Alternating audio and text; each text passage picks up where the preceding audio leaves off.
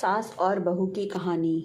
शादी को कुछ ही दिन हुआ था। आज काम वाली भी नहीं आई, इसलिए अदिति बर्तन धोने लगी। धोते धोते उसके हाथ से कांच का एक कप नीचे गिरकर टूट गया। कप टूटते ही वह डरने लगी कि उसकी सास अब बातें सुनाएगी। आवाज़ से सास दौड़ती हुई आई और बोली, बेटी क्या हुआ?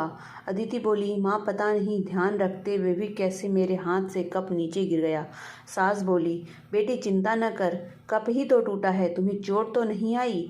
और भले ही इसके कितने टुकड़े ही ना हो जाएं, पर मेरी बेटी के दिल के टुकड़े ना हों। मेरी बेटी से महंगा है क्या यह कप? और हाँ, तुझे अभी यह सब कहने की ज़रूरत नहीं है।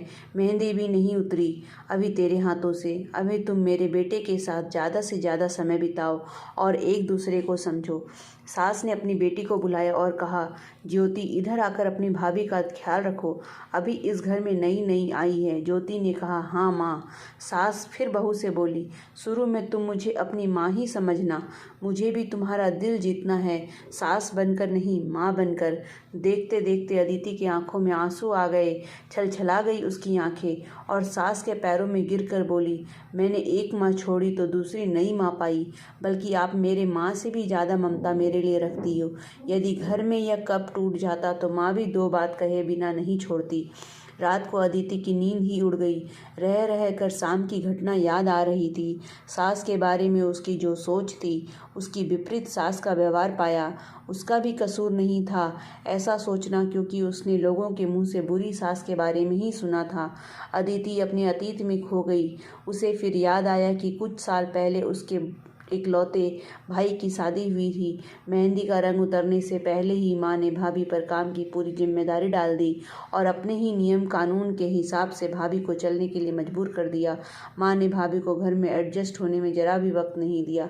भैया भाभी को बाहर ले जाते तो माँ का मुंह फूल जाता और बोलते कि हर समय भाभी को साथ ले जाने की क्या ज़रूरत है।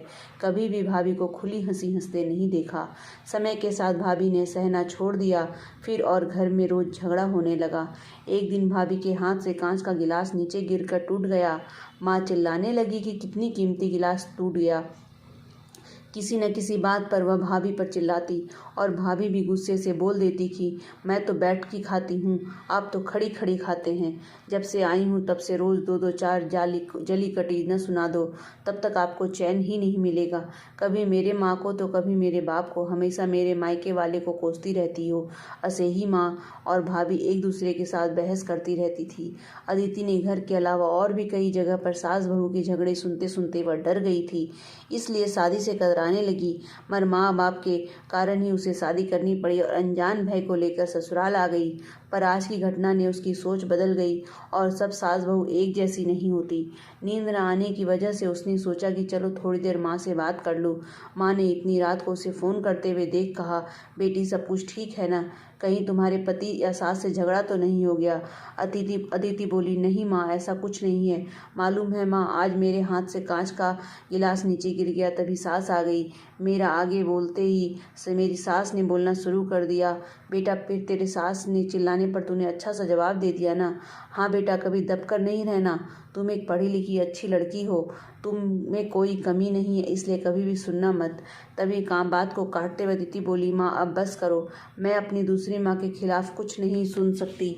माँ थोड़ा आश्चर्य हो गई और बोला, यह क्या बोल रही हो? अदिति बोली, हाँ माँ, आज मेरे हाथ से कब गिरा तो मेरी सास ने बिल्कुल मेरे साथ बुरा व्यवहार नहीं किया। अंत में अदिति बोली, अब आप समझ गई ना सारी बात? माँ, एक और बात कहनी थी, आप बुरा तो नहीं मानोगे? उसकी माँ बोली, हाँ बोल बेटा। अदिति बोली, माँ, काश आप भी मेरी नई माँ के साथ भाभी की तरह व्यवहार करती तो शायद भैया और भाभी अलग घर में नहीं रहते। अपनी बेटी की यह सब बातें सुनकर उसे एहसास हुआ कि उसने अपने बहू के साथ गलत व्यवहार किया था। उसकी बेटी ने उसकी आंखें खोल दी। अदिति उससे पहले कुछ बोलती तभी उसकी माँ बोली, अदिति अब जब तू यहाँ आएगी तो पूरे परिवार को एक साथ पाएगी। अब फ़ोन रख, मुझे तेरे बेटे बहू के स्वागत की तैयारी करनी है। शादी के बाद नई जिंदगी की शुरुआत में अगर आज सास समझदारी से काम नहीं लेती, अपनापन नहीं जताती, तो शायद शुरुआत की नींव ही कमज़ोर होने से पूरी ज़िंदगी आपस में दरार पड़ जाती है। कप को फूटने से कोई नहीं रोक सकता, लेकिन प्रेम को टूटने से तो हम रोक सकते हैं। कांच के टुकड़े हो जाए पर घर के टुकड़े ना होने दें। अपने घर में प्रेम का वातावरण बनाए रखिए, एक दूसरे को समझे, एक दूसरे की इज्जत करे तो घर स्वर्ग बन जाएगा। घर नर्क से स्वर्ग में बदल सकता है यदि बहू सास को माँ मान ले और सास बहू को बेटी मान ले। दृष्टि बदलने से सृष्टि बदल जाएगी और एक स्त्री चाहे तो घर को स्वर्ग बना सकती और चाहे तो नर्क भी बना सकती है। धन्यवाद। अगर आपको मेरी यह कहानी अच्छी लगी तो लाइक एंड कमेंट करना ना भूलिए और साथ में शेयर भी करिए। और अगर आप मेरे चैनल पर नए हैं तो इसे सब्सक्राइब करना ना भूलिए। धन्यवाद।